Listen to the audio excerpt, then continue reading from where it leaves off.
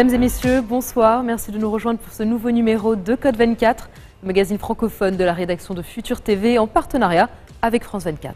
Code 24, votre code d'accès à la planète info. Passons tout de suite au sommaire de cette édition. La Turquie repart à l'offensive contre le PKK, le parti des travailleurs du Kurdistan, ravivant un conflit qui avait fait quelques 40 000 morts. Direction ce soir Cizre, la ville à majorité kurde dans le sud-est du pays. À l'heure de la normalisation des relations entre Washington et la Havane, portrait d'un ancien espion cubain récemment libéré de prison aux États-Unis et accueilli comme un héros dans son pays. Chaque jour, des centaines de migrants empruntent la route des Balkans. Une équipe de France 24 a suivi des Syriens qui fuient la guerre dans leur pays et tentent de gagner l'Eldorado allemand. Il était une fois le château de Jumillac dans le sud de la France. Avec sa tour de guet et ses jardins, la française, il est digne d'un véritable conte de fées. Visite guidée dans cette édition. Depuis la réforme agraire qui a vu l'expropriation de milliers de fermiers blancs, le Zimbabwe traverse une grave crise économique. La situation est critique. Le pays se tourne vers l'Occident pour tenter de faire revenir les investisseurs étrangers. Derrière la Syrie, l'Afghanistan est le deuxième pays de départ vers l'Europe. Selon les Nations Unies, près de 80 000 Afghans ont déposé une demande d'asile en Europe depuis le début de l'année. On ira à Herat, dans l'ouest du pays. Blocus, bombardement, enquête judiciaire, la Turquie replonge dans son conflit avec les Kurdes moins de 2 mois avant des élections législatives anticipées. C'est la crise dans la crise, une guerre de plus au cœur d'une région déjà ravagée par des conflits. Depuis près de 2 mois, la Turquie est repartie à l'offensive contre le PKK, le parti des travailleurs du Kurdistan, ravivant ainsi un conflit que l'on pouvait croire en bonne voie de règlement après avoir fait quelques 40 000 morts. Direction ce soir Cizre, la ville à majorité kurde dans le sud-est du pays. Durant plus d'une semaine, des affrontements intenses se sont poursuivis entre les forces de sécurité turques et des jeunes qui se revendiquent de la jeunesse du PKK. Comme en Syrie, ils affirment vouloir créer des zones autonomes kurdes. Reportage d'Alper Çakıcı et Fatma Kizilboa. Cette fourgonnette criblée d'impacts de balles témoigne à elle seule de la violence des combats. Nous sommes à Cizre, une ville à majorité kurde du sud-est de la Turquie, située au carrefour de la frontière syrienne et irakienne. Pendant 8 jours, ces 120 000 habitants ont vécu sous un couvre-feu permanent imposé par Ankara. Dans le quartier Nour, considéré comme l'épicentre des affrontements, la population découvre ses rues désormais réduites à un champ de bataille. Regardez ce qui est arrivé à mon magasin, ça suffit, on veut la paix. À quelques mètres de là, un immeuble incendié. Son propriétaire nous invite à constater les dégâts causés, affirme-t-il, par l'explosion d'un projectile. Les trous visibles dans la façade, encerclés d'impacts de balles, laissent imaginer que l'endroit est servi de bouclier aux combattants kurdes. C'est nous qui avons protégé le quartier, et par ça je veux dire les gens qui habitent ici. Les forces spéciales sont venues avec leurs tanks et leurs bombes. J'étais obligé de me défendre, de tuer et de me cacher. Je ne pouvais pas rester les bras croisés. Des traces de combat omniprésentes dans les rues. Des barricades montées à l'aide de sacs de sable. Des restes de pneus brûlés, mais également des fossés creusés pour bloquer la route aux véhicules de la police. Entre les maisons, des ouvertures ont été percées entre les murs par les combattants kurdes pour leur permettre de se déplacer à l'abri des snipers. Des techniques de guérilla urbaine directement inspirées de la guerre en Syrie. Ceux qui combattent, ce sont les jeunes du quartier. Tous se revendiquent du YDGH, la milice de la jeunesse du PKK. Leur objectif, interdire toute présence des autorités turques dans leur quartier. À l'exemple de leurs congénères syriens, ils rêvent de créer des zones autonomes kurdes. L'un de leurs chefs, à la tête d'un groupe d'une vingtaine d'hommes, accepte de témoigner à visage caché. La plupart des jeunes étaient armés de fusils ou de pistolets. Certains d'entre nous ont utilisé leurs armes personnelles comme des kalachnikovs. Mais ici, nous n'avons jamais fait usage d'armes lourdes. La plupart de nos actions ont été menées à l'aide de bombes artisanales.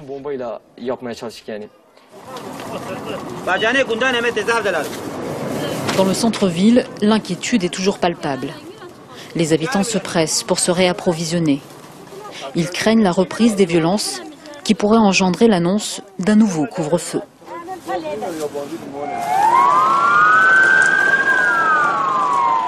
Un moment de répit dont Djizre profite pour enterrer ses morts. Les sirènes des ambulances résonnent dans toute la ville. Le cortège funèbre est constitué de milliers de personnes. Les martyrs ne meurent jamais, scande la foule.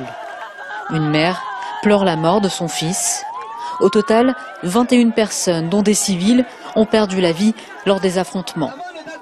Le plus petit cercueil appartient à un nourrisson, un bébé atteint d'une fièvre aiguë que sa famille n'a pas pu emmener à l'hôpital en raison du couvre-feu. Le sentiment de colère contre les autorités est exacerbé dans cette ville où beaucoup affirment soutenir le PKK, considéré comme terroriste par Ankara. La paix, c'est la seule solution. 40 ans sont passés et l'ensemble de ce pays, tous ces gouvernements qui se sont succédés, le peuple tout entier, tous ont pu voir que ce problème ne pouvait être réglé par les armes, par les morts ou en jetant les gens en prison. Non, il n'y a pas d'autre alternative que de faire la paix. À Djizre, chacun espère une reprise des pourparlers de paix entre Ankara et le PKK, qui permettrait, selon eux, de mettre fin à une guerre qui a déjà coûté la vie à plus de 40 000 personnes en Turquie.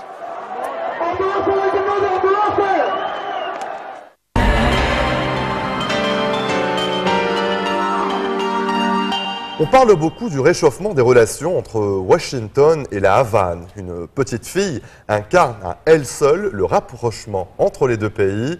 Une fille, ou plutôt un nourrisson, car Gemma Hernandez a à peine 1 an. Elle est née en janvier dernier à Cuba grâce à une fécondation in vitro, pratiquée alors que son père était emprisonné aux États-Unis pour espionnage. L'ancien agent cubain a été libéré juste avant la naissance de sa fille et depuis, c'est un véritable héros. Reportage de Marc Perelman, Roméo Langlois et Laure Manin. Ce bébé est le fruit du rapprochement diplomatique entre la Havane et Washington. Gemma est la fille de cet ancien espion cubain Gerardo Hernandez, détenu 16 ans dans des prisons de sécurité maximale aux États-Unis. Mais il y a quelques mois, alors que les autorités des deux pays entreprennent discrètement un réchauffement de leurs relations, Washington fait un pas vers Cuba en permettant à Gerardo et à son épouse de devenir parents. En fait, il fallait un miracle pour que ça marche. Le gouvernement des États-Unis a accepté que je fasse un don de sperme et qu'il soit transmis à une clinique pour l'insémination artificielle de mon épouse et que notre petite fille puisse naître.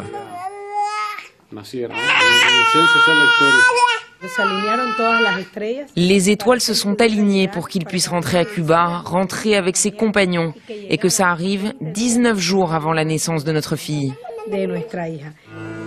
Gerardo Hernandez est libéré le 17 décembre dernier avec 2 autres agents secrets cubains en échange de 2 prisonniers américains. Leur retour au pays est triomphal. Ils sont accueillis en héros reçus par le président Raúl Castro en personne et décorés au cours d'une cérémonie solennelle. Commandant en chef, ce prix que nous recevons aujourd'hui avec fierté vous appartient aussi. En 1990, Gerardo Hernandez est envoyé à Miami pour infiltrer les milieux anticastristes. Pendant des années, sa couverture de caricaturistes puertoricains le protège. Mais en septembre 1998, les 5 de Miami, comme on les appelle, sont arrêtés. Gerardo Hernandez est condamné 2 fois à la perpétuité et à 15 ans de prison. Aujourd'hui libre, il est une icône, un symbole pour ces militants communistes venus le célébrer à la fête de l'humanité. Nous, au Nicaragua, on l'admire énormément. On a beaucoup lutté pour que les 5 de Miami soient libérés. C'était un rêve. Et maintenant, c'est la réalité. En quelques mois, Gerardo Hernandez est passé de l'ombre à la lumière. Désormais, on lui demande son autographe, on pose à ses côtés, on lui fait embrasser les enfants. Nous avons passé 16 ans isolés de la société, de notre pays, de nos familles. Et recevoir soudainement toute cette affection, ça met du baume au cœur. Désormais pour eux, le nom de Gerardo Hernandez est synonyme de héros de la Révolution. Restez des nôtres, on se retrouve après ceci.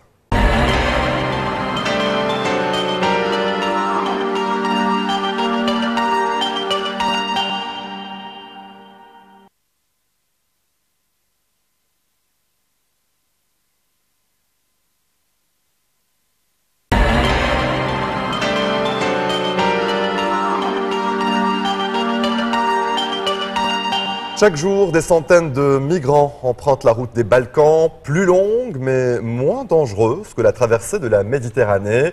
Et cette route commence en Grèce et se termine pour la plupart des demandeurs d'asile en Allemagne. Il va devenir encore plus difficile pour les migrants de passer par la Hongrie après avoir posé une clôture de 175 km de barbelés sur sa frontière avec la Serbie. Le pays a posé une clôture similaire sur sa frontière avec la Croatie. Et la Hongrie ne devrait pas s'arrêter là. L'État envisage d'apposer un grillage en lisière de la Roumanie. Le pays va devenir une véritable forteresse. Depuis le début de la crise migratoire, la Hongrie s'est montrée très dure à l'encontre des réfugiés. Une équipe de France 24 a suivi des Syriens qui fuient la guerre dans leur pays et tentent de gagner l'Eldorado allemand.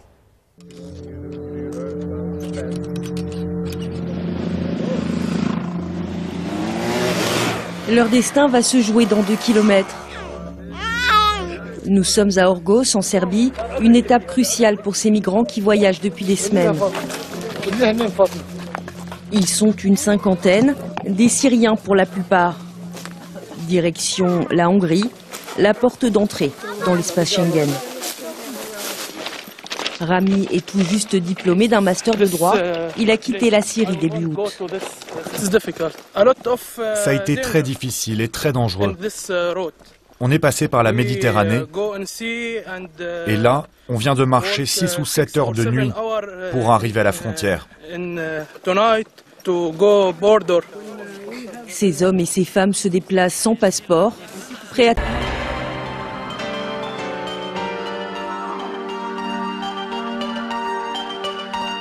Chaque jour, des centaines de migrants empruntent la route des Balkans, plus longue mais moins dangereuse que la traversée de la Méditerranée. Et cette route commence en Grèce et se termine pour la plupart des demandeurs d'asile en Allemagne. Il va devenir encore plus difficile pour les migrants de passer par la Hongrie après avoir posé une clôture de 175 km de barbelés sur sa frontière avec la Serbie. Le pays a posé une clôture similaire sur sa frontière avec la Croatie. Et la Hongrie ne devrait pas s'arrêter là. L'État envisage d'apposer un grillage en lisière de la Roumanie. Le pays va devenir une véritable forteresse. Depuis le début de la crise migratoire, la Hongrie s'est montrée très dure à l'encontre des réfugiés. Une équipe de France 24 a suivi des Syriens qui fuient la guerre dans leur pays et tentent de gagner l'Eldorado allemand.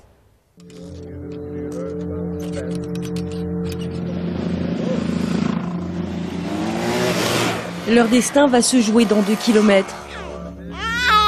Nous sommes à Orgos, en Serbie, une étape cruciale pour ces migrants qui voyagent depuis des semaines.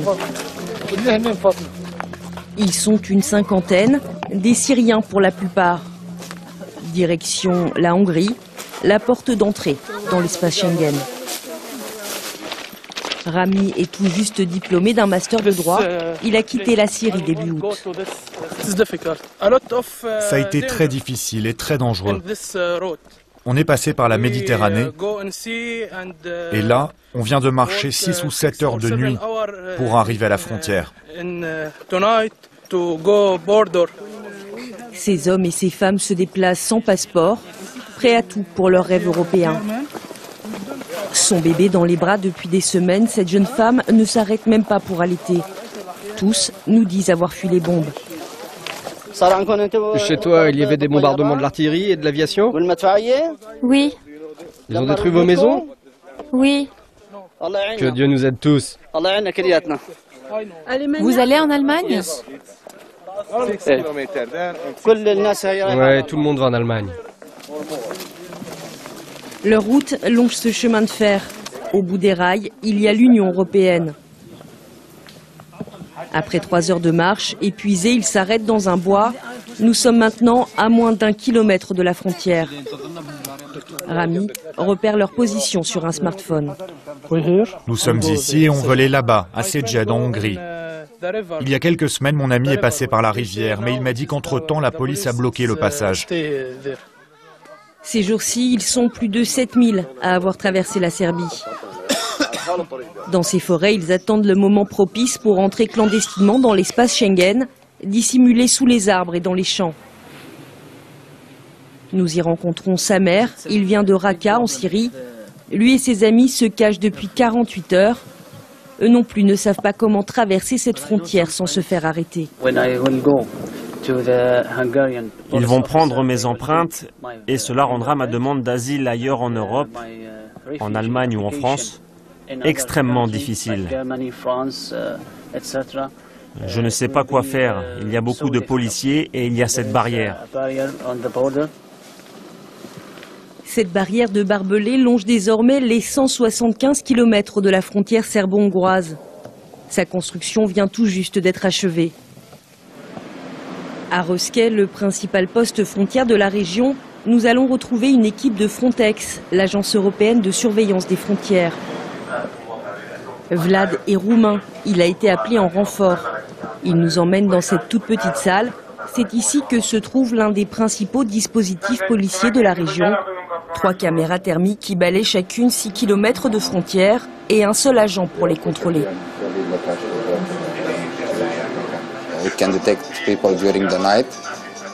C'est très important pour nous. Ces caméras détectent les gens la nuit et nous donnent les coordonnées exactes de leur position, ce qui nous permet de les retrouver très facilement. Vous voyez cette personne-là est tout près de la barrière et s'apprête à la franchir pour entrer en Hongrie. Sur l'écran, ce policier surveille le déplacement de plusieurs groupes, 18 personnes en tout qui s'apprêtent à entrer illégalement sur le territoire hongrois. Beaucoup comme ceux-ci passent par le rail de Orgos. C'est ce chemin que Rami a décidé de suivre. Il s'improvise chef de groupe, mais au dernier moment, plusieurs de ses compagnons prennent peur. Ils ne seront finalement que 4 à se lancer. Nous décidons de les accompagner. Passé cette borne blanche, nous sommes entrés en Europe, sous le regard fatigué de ces policiers hongrois qui semblent déjà habitués à cette scène. Ici, le mur de barbelés s'arrête pour laisser passer les rails. Une brèche impossible à clôturer. Je ne sais pas ce qui va se passer, s'ils vont prendre mes empreintes en Hongrie ou pas. Mais je suis content d'être de l'autre côté, d'avoir franchi cette frontière entre la Serbie et la Hongrie. Je suis content.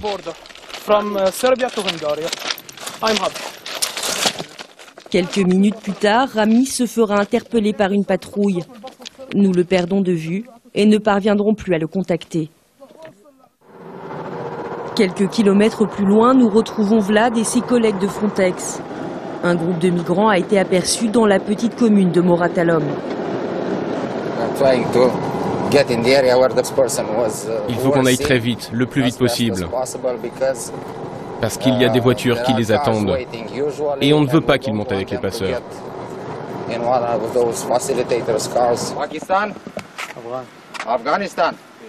Depuis son arrivée dans la région le 21 juillet, Vlad a procédé à plus de 1500 interpellations. Ces hommes disent venir d'Afghanistan. Avez-vous des couteaux, des lames, des armes?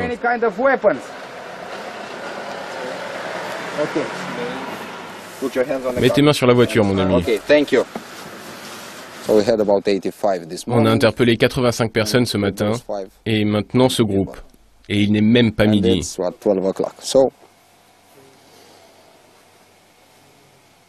Il y a vraiment beaucoup de monde. L'annonce de la construction de la barrière aurait-elle mis un coup d'accélérateur à cet exode? Près de 150 000 personnes ont transité par la Hongrie depuis le début de l'année pour rejoindre le nord de l'Europe. La patrouille de Frontex nous amène sur le lieu où les réfugiés interceptés attendent leur transfert, un simple terrain vague sur le bas-côté de la route.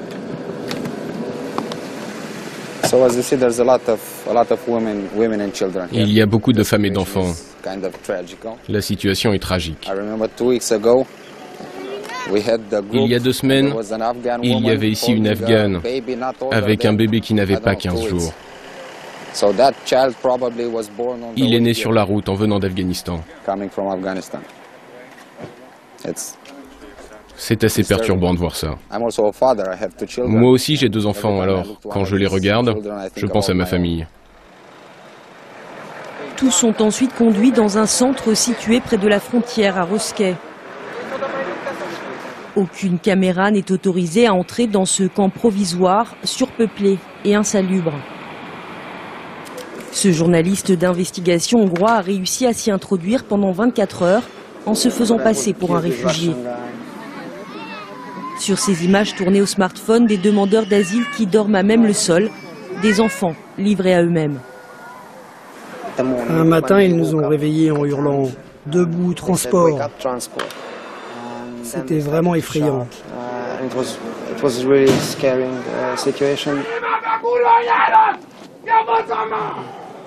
Pour l'instant, il n'y a pas de violence physique, mais il pourrait y en avoir plus tard si les conditions de rétention continuent de se dégrader.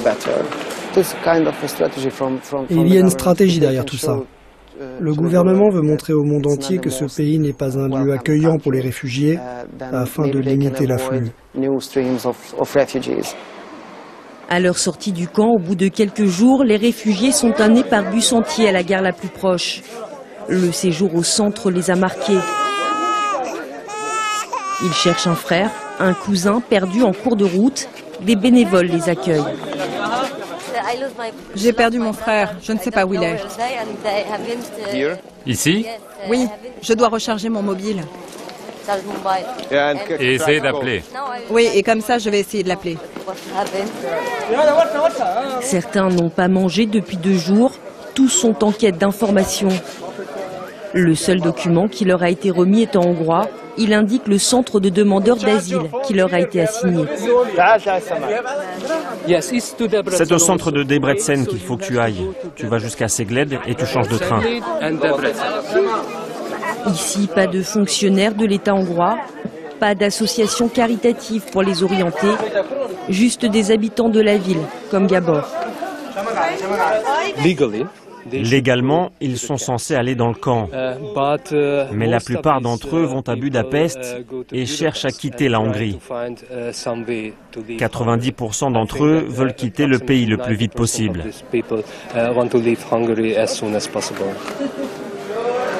Passé cette étape, ils n'ont plus qu'un objectif, tracer leur route vers le nord.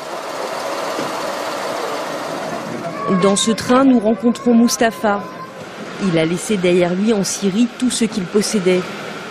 Il a fui avec 25 membres de sa famille. Sur la route, il a lui-même porté sa mère de 70 ans. Ce trajet en train, c'est un moment de répit.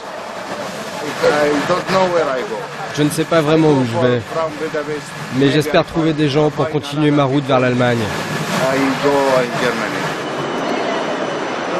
Chaque jour, ils sont ainsi des centaines à rejoindre Budapest. Mustapha et sa famille vont passer la nuit dans cette gare. Ici non plus, aucune prise en charge par les autorités. Mais la Hongrie n'est pas la seule à tout mettre en œuvre pour que les réfugiés quittent rapidement le territoire. Une source du côté serbe de la frontière nous a fait parvenir des photos. Ce jour-là, des policiers serbes amènent des centaines de personnes en bus à Orgoš, près du rail, et leur indiquent le chemin vers la Hongrie. Côté hongrois, Vlad et ses collègues ne voient pas la fin de la crise. La force de dissuasion des barbelés semble bien relative sur le terrain. Ce n'est que le début, mais pour l'heure, rien n'a changé. Cette barrière, c'est une mesure prise par le gouvernement hongrois. Nous ne sommes que de simples policiers et on fait notre boulot. Ce nouveau rideau de fer, c'est pourtant la grande fierté du gouvernement conservateur hongrois, mais aussi un moyen de pression sur l'Union européenne.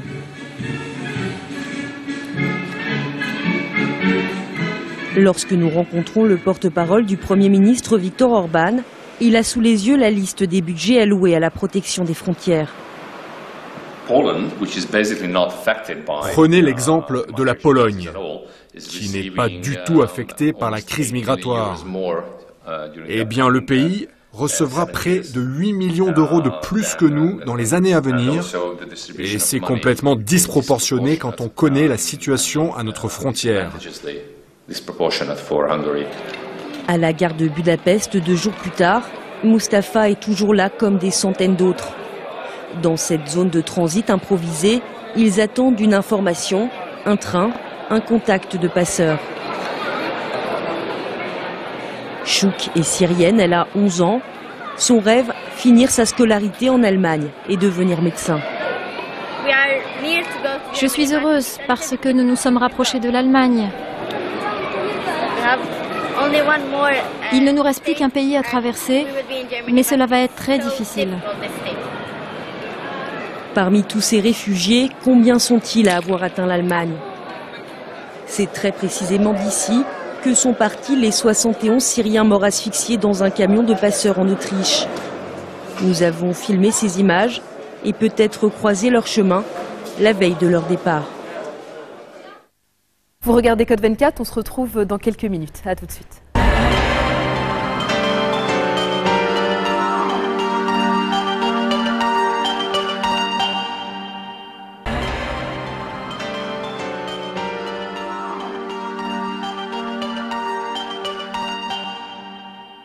Direction le sud de la France et le Périgord, une terre où les châteaux sont fiers. Bâti entre les 15e et 17e siècles sur un éperon rocheux à l'emplacement d'une ancienne forteresse, le château de Jumillac est digne d'un conte de fées. Nous vous emmenons à présent à la rencontre de son propriétaire, Henri de la Tour du Pin. Il voue une passion débordante à la demeure de ses ancêtres, de l'escalier monumental à la cheminée en bois sculptée, en passant par la Tour du Guet à 25 mètres de hauteur et par les jardins à la française. Henri nous fait partager son amour pour ce château enchanteur. C'est une terre du sud-ouest où s'égrènent les cités médiévales. Le Périgord.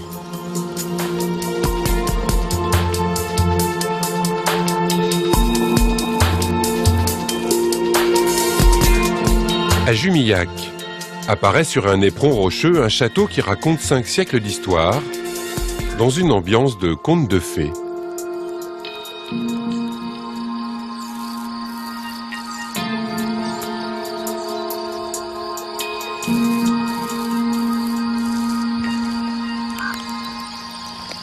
Ah, ce château, il est vraiment magique. Il change d'allure à chaque fois qu'il y a un rayon de soleil. C'est impressionnant. Je pourrais le prendre en photo tout le temps, en fait. Je n'arrête pas de le contempler parce que je ne sais pas si ça a été fait exprès, mais il parle tout seul, il s'exprime. Maintenant, à nous d'être attentifs et d'écouter.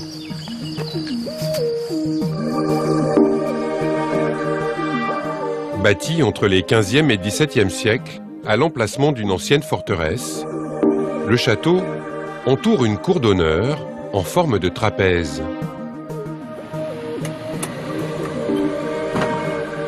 Jumillac est assez étonnant parce que justement, il va du XIIe siècle en tant que château jusqu'au XVIIe.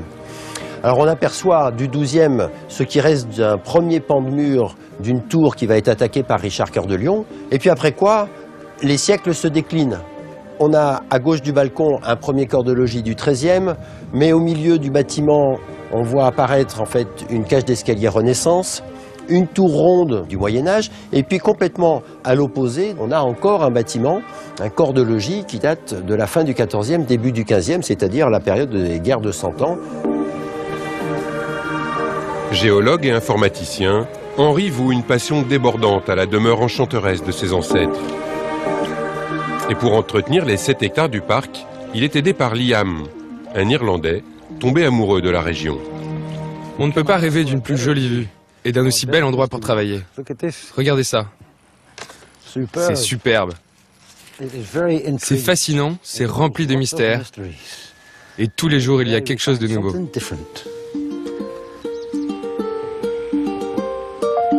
Aménagé en jardin à la française et organisé autour d'un bassin central, le parc respecte les principes de Le Nôtre, le jardinier de Versailles.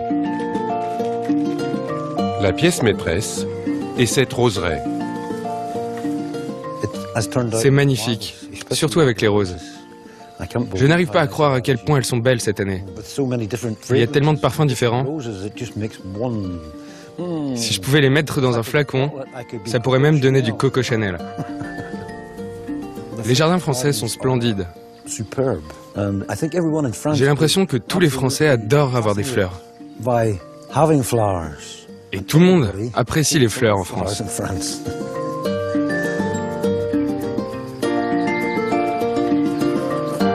À l'intérieur, le château dévoile des aménagements grandioses autour d'un escalier monumental. La forme des balustres, le mouvement de l'escalier, le volume qu'il prend sont tout à fait les équivalents de l'escalier de la Reine à Versailles. Ici, on trouve le moyen d'utiliser le calcaire clair de Périgueux pour que même toutes les portes du rez-de-chaussée fermées, la lumière qui vient des fenêtres du premier étage arrive droit au cœur de l'escalier. Dans les 50 pièces, le mobilier est de style Renaissance et Louis XIII. Le grand salon lambrissé est décoré d'une rarissime cheminée aux armes de Jumillac, en bois sculpté. Elle témoigne d'une mode qui n'a duré que 10 ans. Les toits s'élancent vers le ciel, ornés de faîtières allégoriques en plomb.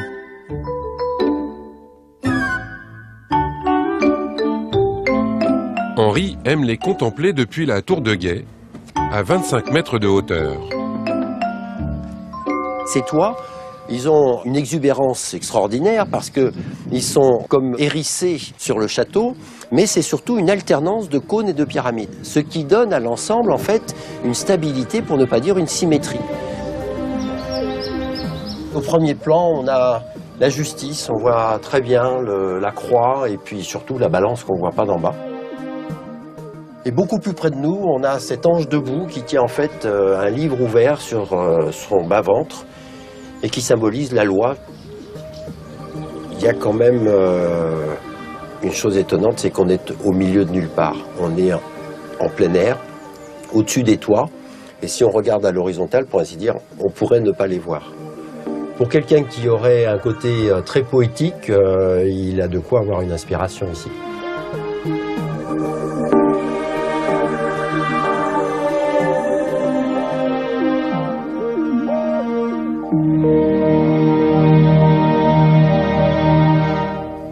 Pour la première fois, lors de son adresse annuelle à la nation en août dernier, le président zimbabwéen Robert Mugabe a appelé les pays occidentaux à aider son pays.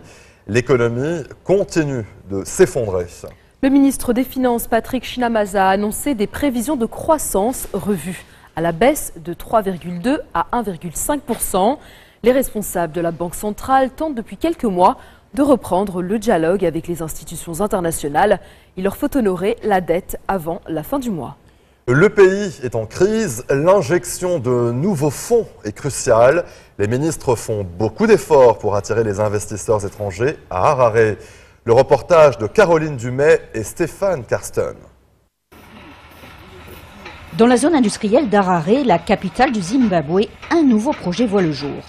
80 millions de dollars ont été investis par une société sud-africaine pour construire une usine de ciment. Eh bien, pour l'inaugurer, un ministre s'est déplacé. Les investisseurs sont rares ces derniers temps au Zimbabwe. Les autorités encouragent la moindre initiative. Il y avait une réunion du Politburo aujourd'hui. Et on nous a dit que tout le monde devait y aller, sans exception.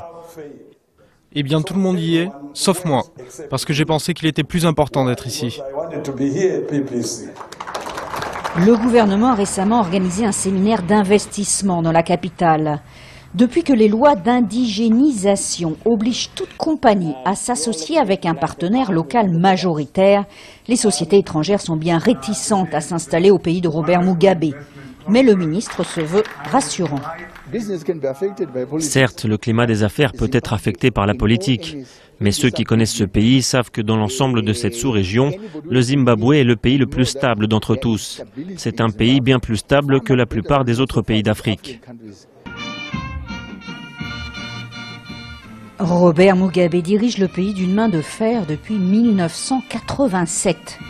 Et si le doyen des présidents africains a 91 ans, sa jeune femme de 40 ans, sa cadette, s'assure que le héros de l'indépendance ne quitte jamais le devant de la scène. Nous autres discutons toujours nos problèmes de manière pacifique. De même que nos querelles devraient toujours être réglées d'une manière qui permette d'atteindre un accord. Malgré l'unité affichée, le parti au pouvoir, le ZANU-PF, n'a jamais été aussi divisé. Le clan Mugabe s'est récemment débarrassé de tous les éléments qui le critiquaient, mais l'entrée en politique de la première dame du pays est loin de plaire à tout le monde. Une première dame n'est pas là pour avoir un rôle public.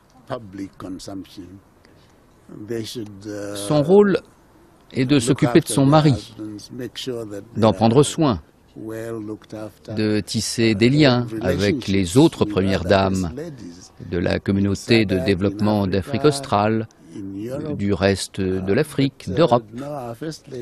Mais non, notre première dame semble plus intéressée par la politique et certains d'entre nous pensons que là n'est pas sa place.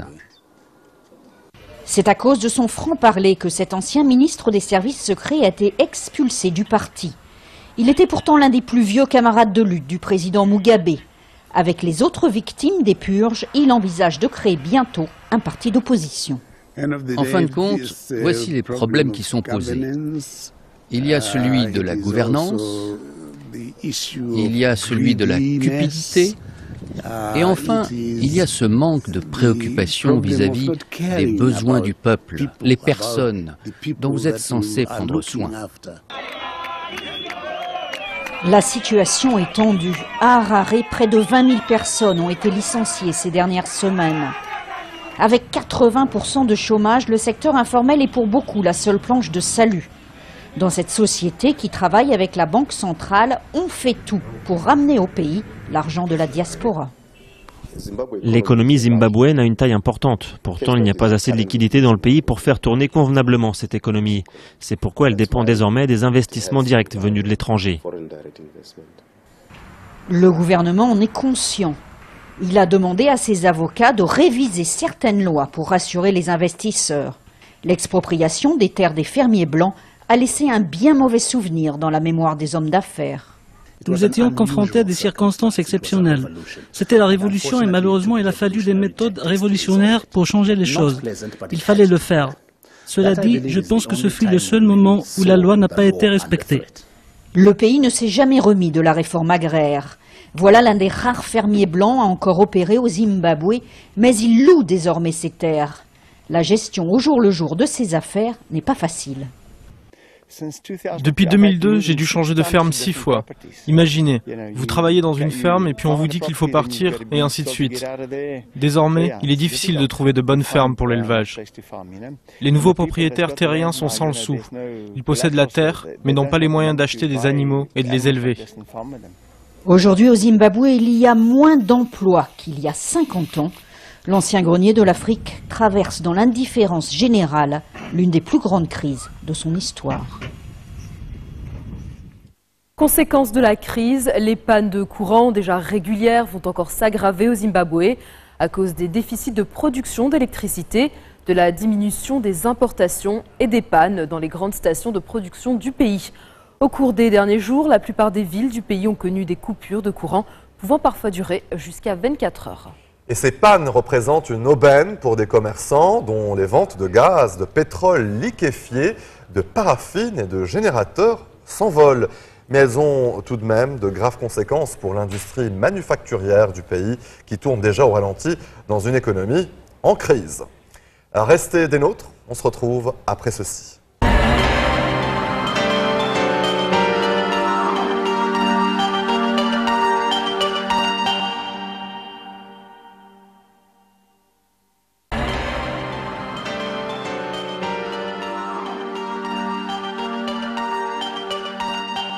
Après la Syrie, l'Afghanistan est le deuxième pays de départ vers l'Europe. Selon les Nations Unies, plus de 77 700 Afghans ont déposé une demande d'asile pour le vieux continent lors des 6 premiers mois de l'année, soit 3 fois plus que pour la même période en 2014. Les Afghans cherchent en masse à quitter le pays. Ils seraient chaque jour près de 2000 à prendre la route. Depuis la chute du régime taliban, l'Afghanistan n'a jamais paru aussi instable. Les forces étrangères ont mis fin à leur mission en décembre dernier. Seuls 9000 hommes de l'OTAN restent présents dans le pays. Mais les talibans ont regagné du terrain et les violences agitent presque toutes les régions du pays, y compris Kaboul, la capitale. Les perspectives économiques sont quasi nulles, le chômage ne diminue pas. Pour beaucoup, il n'y a pas d'avenir en Afghanistan. Les Afghans qui passent par la voie terrestre à travers l'Iran empruntent l'une des routes les plus dangereuses vers l'Europe. Et parmi ceux qui vont tenter leur chance, il y a aussi des familles, parfois de très jeunes enfants. En dépit des risques, les départs se sont accélérés ces derniers mois. Direction Herat, dans l'ouest de l'Afghanistan, à la frontière iranienne. C'est un reportage signé Constantin Simon. Herat, aux portes de l'Iran. Ici, les burqas bleus se mêlent aux tchadors noirs du voisin perse. Herat est le point de départ d'une odyssée qui va durer plusieurs semaines, voire plusieurs mois. Beaucoup d'Afghans préfèrent quitter le pays par la voie légale, munis d'un passeport. Débordés par les demandes, les autorités sont obligées de distribuer les papiers d'identité dans un jardin public. Tous sont des candidats au départ, des femmes, beaucoup d'hommes, quelques enfants aussi. Cet Afghan est médecin. Il a décidé de partir avec sa famille. En Iran, je compte trouver des passeurs. Il faut se méfier d'eux, mais ils peuvent nous aider à rejoindre l'Europe. La route est dangereuse, mais elle ne durera pas éternellement, alors qu'ici, on sera toujours en danger. C'est la guerre ici. Il n'y a pas de sécurité, des attentats partout, pas de travail. Nous sommes bien obligés de partir à l'étranger. L'Eldorado européen, c'est là que veut aller Massoud. Ses parents ne le savent pas, mais demain matin, ce jeune Afghan de 27 ans va quitter son pays. Il a obtenu un visa iranien, puis il va traverser l'Asie et l'Europe par la route, illégalement. Son objectif, atteindre la France ou l'Allemagne. On nous a dit de ne pas prendre trop d'affaires, pas plus de 2 t-shirts et 2 pantalons, car on va devoir beaucoup marcher. La route sera dure. Certains clandestins meurent ou abandonnent en route. Massoud a fait campagne contre les talibans dans des écoles et des villages. Mais depuis le départ des troupes de l'OTAN en décembre dernier, les insurgés gagnent du terrain dans tout le pays et Massoud est devenu une cible. À sa famille, il a préféré dire qu'il partait à Kaboul chercher du travail, même si sa nièce n'est pas dupe.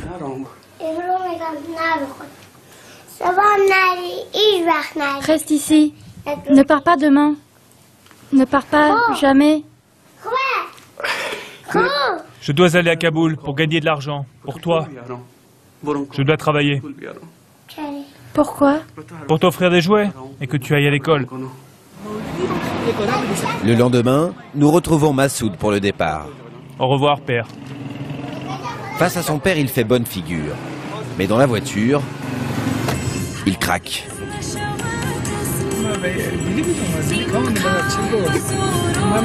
Massoud sait que peut-être il ne reverra jamais les siens. Il a économisé 8 000 $ pour ce voyage. Le premier danger serait de se les faire voler par des bandits ou des talibans. La route vers la frontière iranienne est sous influence des insurgés. Des militaires afghans patrouillent. Je n'avais pas de vrai problème économique en Afghanistan. J'avais une vie plutôt confortable, un bon téléphone, de beaux habits. Mais c'est l'insécurité qui me fait quitter mon pays.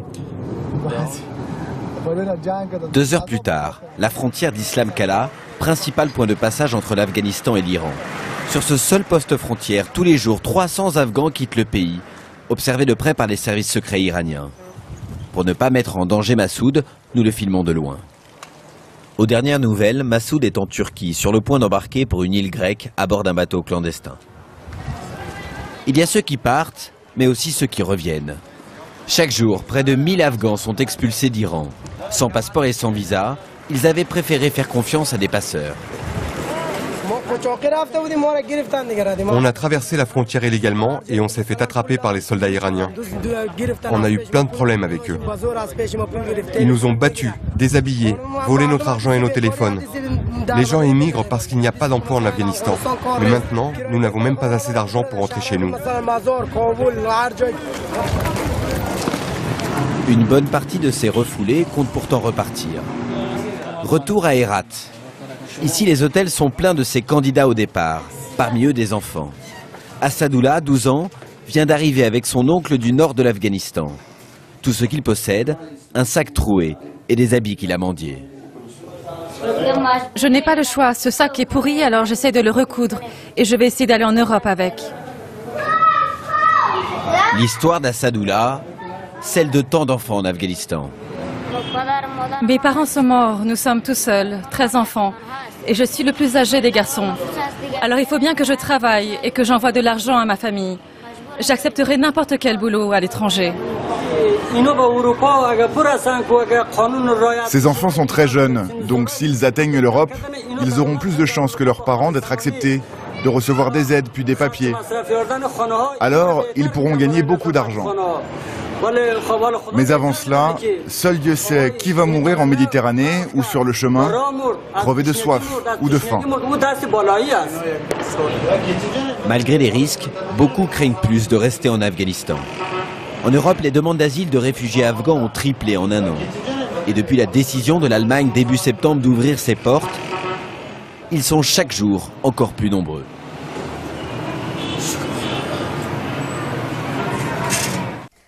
Code 24, c'est déjà fini pour cette semaine. Nous vous donnons rendez-vous la semaine prochaine pour une nouvelle fenêtre sur l'actualité internationale. Vous pouvez revoir cette émission sur notre site internet. N'hésitez pas non plus à nous envoyer vos commentaires à l'adresse qui s'affiche au bas de votre écran. Très bonne suite de programme sur notre antenne et bonne soirée. Très bonne soirée.